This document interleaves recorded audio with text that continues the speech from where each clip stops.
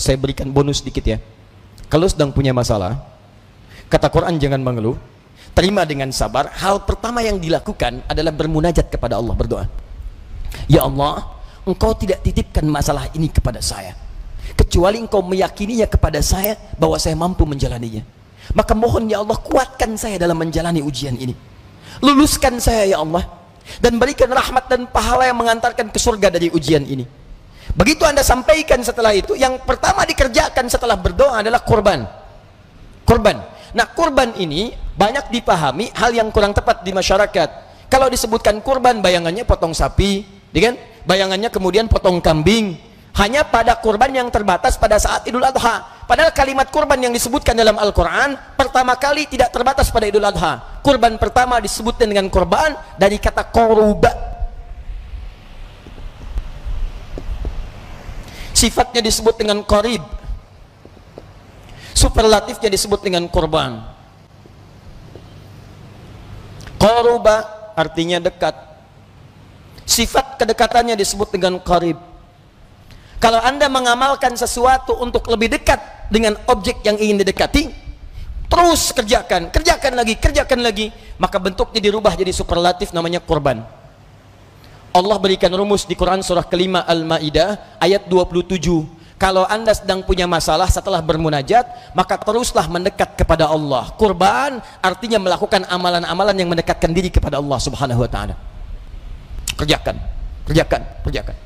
Yang punya solusi siapa? Yang punya rezeki siapa? Yang punya kesehatan siapa?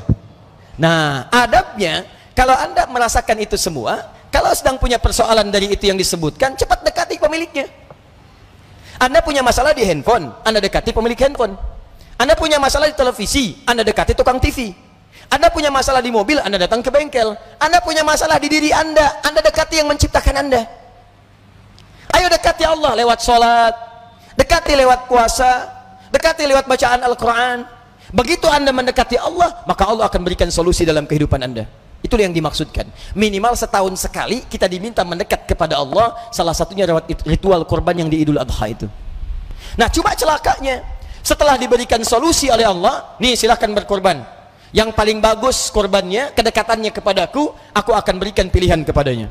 Yang satu berkorban dengan yang terbaik, dia ambil domba yang paling bagus, yang dia ternak itu. Yang satu lagi dia berkebun sayuran, dia ambil yang paling jelek. Allah kan nggak butuh dengan sayuran saya, ngapain saya kasih yang bagus-bagus? Maka diberikan yang jelek oleh orang ini, maka yang dipilih oleh Allah fatuqubbila min ahadihima, yang bagus yang diterima. Allah nggak butuh pada dombanya, yang Allah ingin lihat kesungguhan dia dalam mendekat kepada Allah. Allah nggak butuh dengan sujud Anda, Pak, dengan ruku Anda, Bu, tapi yang ingin dilihat kesungguhan ibu untuk mendekat kepada Allah. Makanya kalau sedang punya masalah, datangi Allah dengan penampilan yang terbaik, bukan cuma dengan datang pakaian seadanya, keadaan seadanya. Datangi dengan yang terbaik, karena kesungguhan itu yang dilihat. Makanya saya katakan pada Anda, begitu selesai mengerjakan ibadah untuk mendekat kepada Allah, segera berdoa. Karena doa yang dikerjakan pasca ibadah, peluang dikabulkannya lebih besar. Ibu kenal Nabi Zakaria? Hanya di Pondok Indah ada ibu yang kenal dengan Nabi Zakaria. Siapa sebetulnya ibu hidup sampai sekarang? Coba Pak, ya, saya kasih satu lagi rahasia besar. Kalau pendekatan kita kepada Allah itu besar, jangankan pasca ibadah, saat ibadah berlangsung pun Anda meminta, seketika bisa dikabulkan. Jangankan permintaan biasa, Bu, yang mustahil pun itu bisa diberikan. Yang mustahil menurut manusia kalau Anda membutuhkannya. Nabi Zakaria, beliau divonis, maaf, rambutnya sudah memutih, fisiknya letih, dan istrinya lebih dahsyat secara medis, tidak mungkin punya keturunan karena sudah menofus dan mandul secara klinis. Menurut manusia nggak mungkin punya keturunan. Apa yang dikerjakan ketika manusia mengatakan mustahil punya keturunan, pendapat sudah mengatakan nggak bisa, maka itu tanda pertama dalam Al-Quran, segera tinggalkan pendapat manusia, beralih pada keputusan Allah Subhanahu wa ta'ala yang tidak punya batas mustahil dalam ketetapannya. Apa yang ditunaikan? Kurban, mendekat kepada Allah. Beliau datang, tunaikan sholat. Begitu sholat ditunaikan, diabadikan di Quran surah ketiga Ali Imran ayat 38 sampai dengan 39, paling kanan sebelah atas. Hunalika da'a Zakaria rabbah, Di mihrabnya Nabi Zakaria kemudian bermohon kepada Allah, berdoa. Ya, doa. Bagaimana cara doanya? Nanti saya kabari. Salat.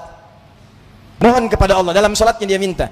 Qala rabbi habli min ladunka dzurriyyatan thayyibah innaka sami'ud du'a. Ya Allah, mereka mengatakan aku enggak mungkin punya keturunan. Aku punya batasan. Istriku pun katanya terbatas.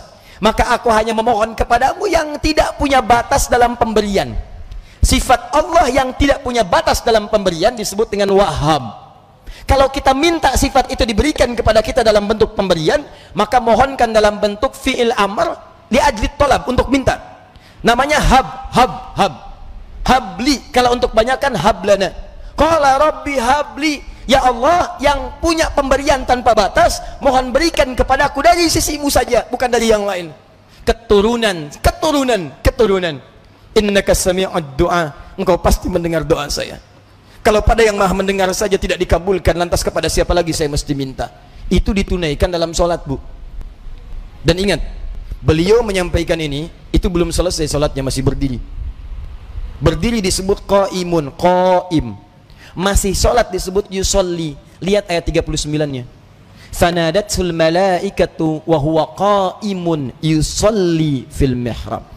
Tiba-tiba turun malaikat, sedangkan beliau belum tuntas sholatnya, masih berdiri dalam sholatnya. Turun jawaban, annallaha yubashshiruka bi Yahya. Allah kasih kabar gembira, kamu akan punya anak, namanya langsung dari Allah, namanya Yahya. Dari kata al-hayyu, hayyun, artinya hidup. Kata Allah, yang kata orang mustahil lahir dari rahim seorang perempuan yang menopos dan mandul bayi yang hidup, kata Allah nggak ada yang mustahil bagiku, lahir dan hidup dia sedang sholat.